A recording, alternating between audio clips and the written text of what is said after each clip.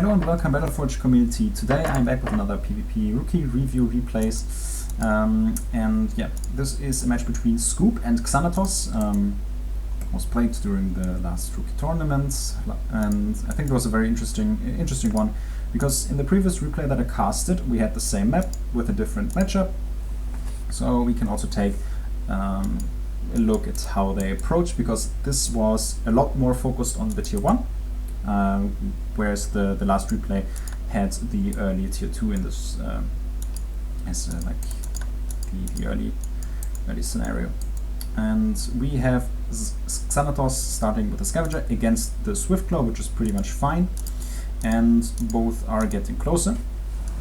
But what is very important when you face off against Nature, Nature is a little bit tricky to play against. It has all the CC sources, it has a spell that can immediately heal units, so you really need to play around those things. And yeah, you can see what happens over here. Now this Scavenger gets rooted, and without enough support, like you really need more units here to threaten the Swiftclaw, because it really, as an M counter and a damage amplifier on its ability, it really wins, straight up wins this 1v1. And if you don't react, you invested 45 power for the root, and the Scavenger dies for 60 power.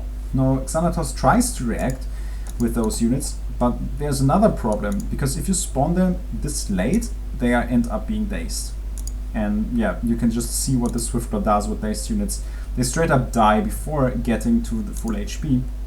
And even though Sc00p has to invest a Surge of Light in this scenario, those units are still getting picked apart, and there's just one Swiftclaw with the Nature spell support winning the entire fight here, and leading to a very, very good trade ultimately. Because if you can just take a look at the current amount of power available in the game, both players spent the same amount of power, but there's just one Swiftclaw left on the one side and nothing on the other one. Like just now there's a difference because this Scavenger got played later on. There's a 70, like this trade that Sc00p played was 70 power more efficient compared to what Xanatoss did. So in order to snowball this one, Sc00p wants to take a power here. Even though this is a very reasonable choice here, it can be attacked, because Fire has a very strong siege unit with the Sundra, which is not that easy to defend when playing Nature. So you really need to utilize your CC spells, like Instant Roots for example, to create a certain space, so the Sundra does not attack this power immediately, or you just play Swiftclaws to really have the DPS to remove it. So at this point this happens a little bit late, and also this Sundra here gets very close.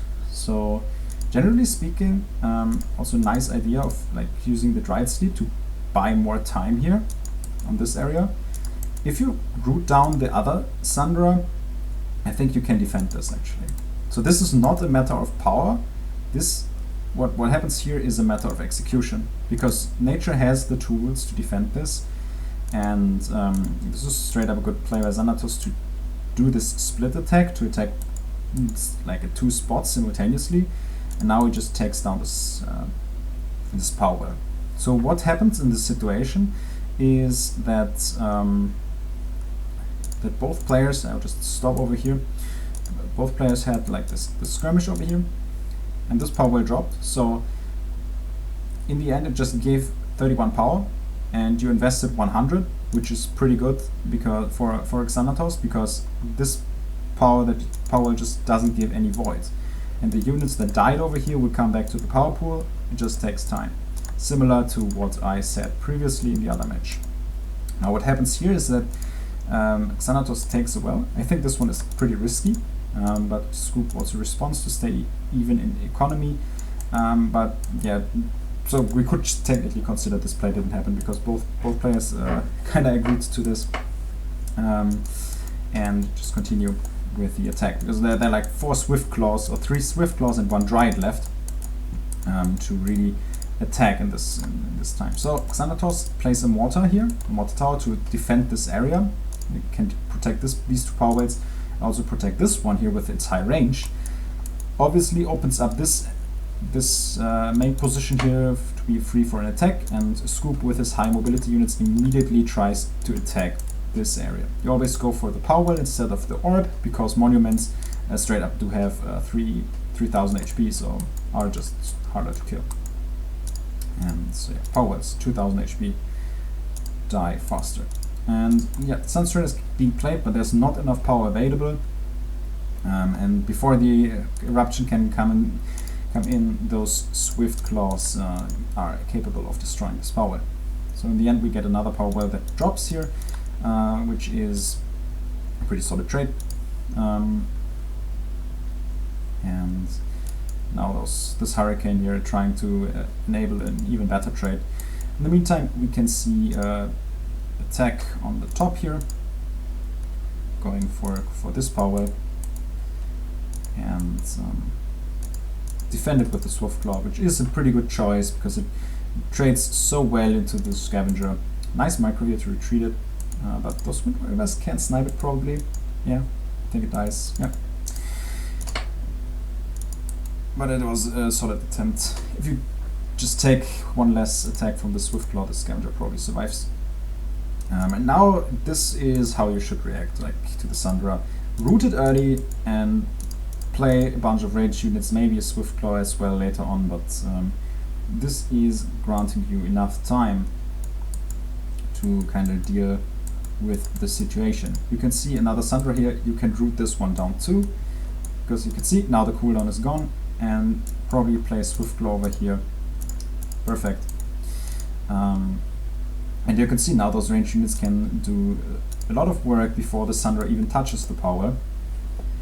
And I think that is a very, very good adaptation, and I think Sc00p realized on that like his previous defense of the Sundra split attack was not sufficient, and he made a very, very good adaptation.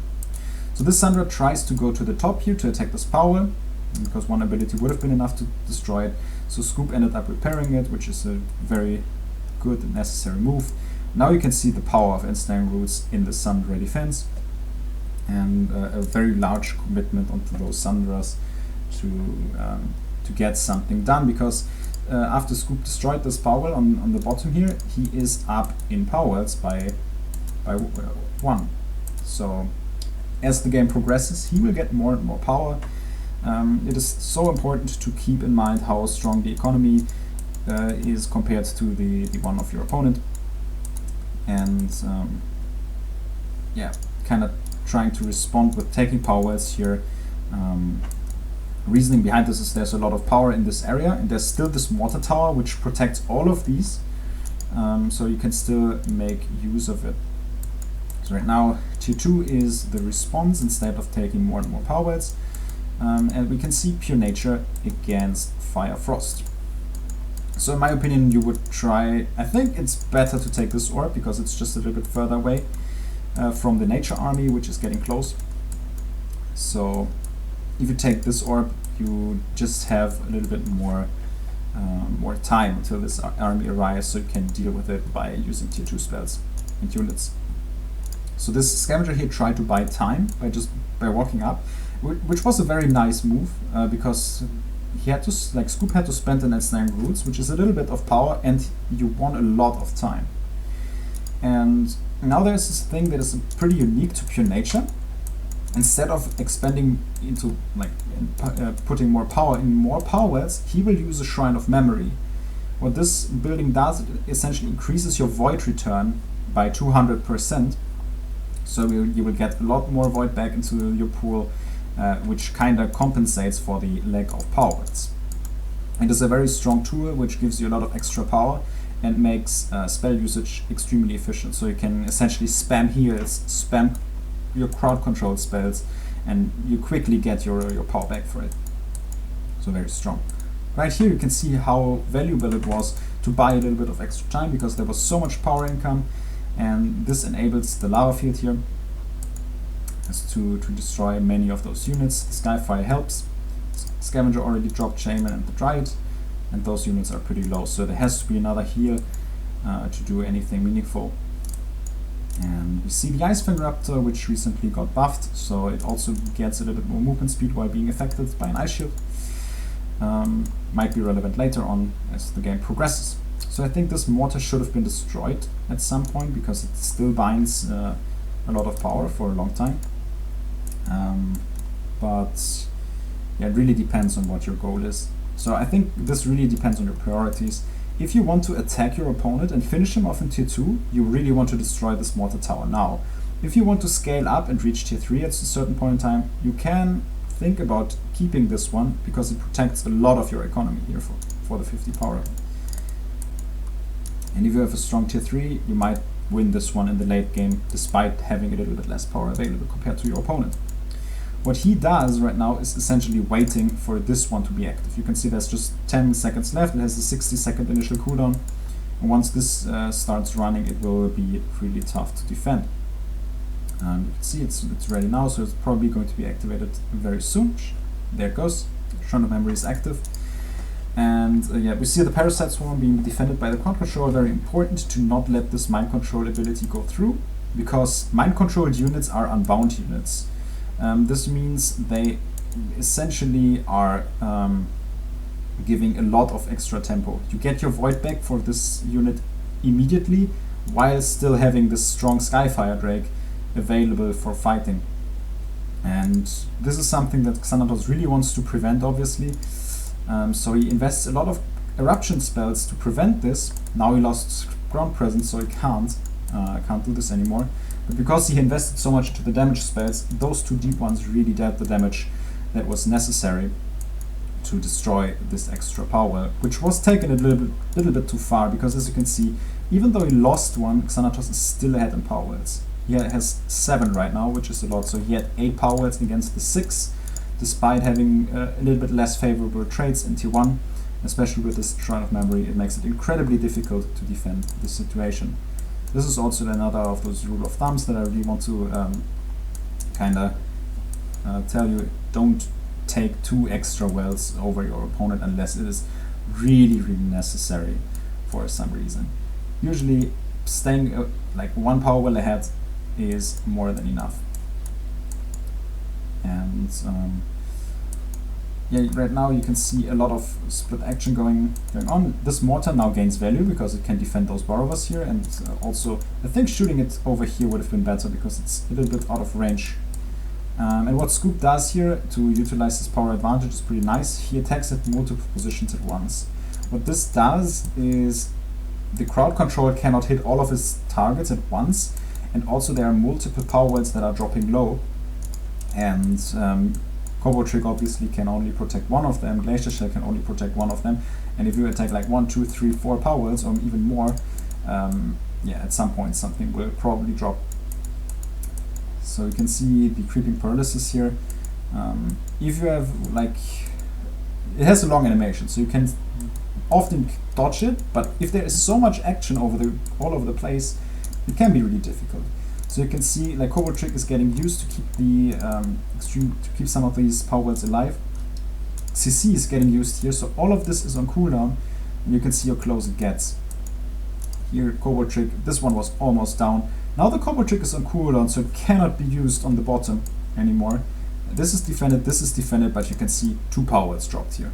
And this is such a huge success on this area. And a wonderful attack by Sc00p. Very well played. And it really shows how much execution can straight up level up your gameplay. I think it is a very good example of what can be done. You saw the first attack with the Split Sunder attack.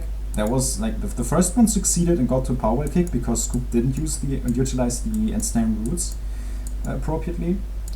With the second attempt, he did it and had much more success compared to the first situation. Obviously, it depends on how much power you have, but it was technically enough to do this, to pull off this defense. Remaining units are attacking. One of the Skyfire Drakes got mind control. In the meantime, you can already see the tier 3 in the back line. So if this one goes through uncontested, the game will be over pretty soon. Here you can see another mind control, and probably, oh, this orb actually drops before the tier 3 units enter the area, and yeah, there's a lot of void return due to the Shrine of Memory, the creeping paralysis, and now this tier 1 also drops. Oh yeah, Xanatoss also played to tier 3, so he tries to go for a Sun Reaver. Didn't work out in the end, so yeah, I think that was a very nice replay that you could just see here. I think, yeah, Sc00p actually won the rookie tournament in the end, so he had a pretty successful run over there. And yeah, it was pretty nice to watch this replay in the end. So yeah, I hope this was interesting for you, and yeah, thanks for watching, and see you in the next replay.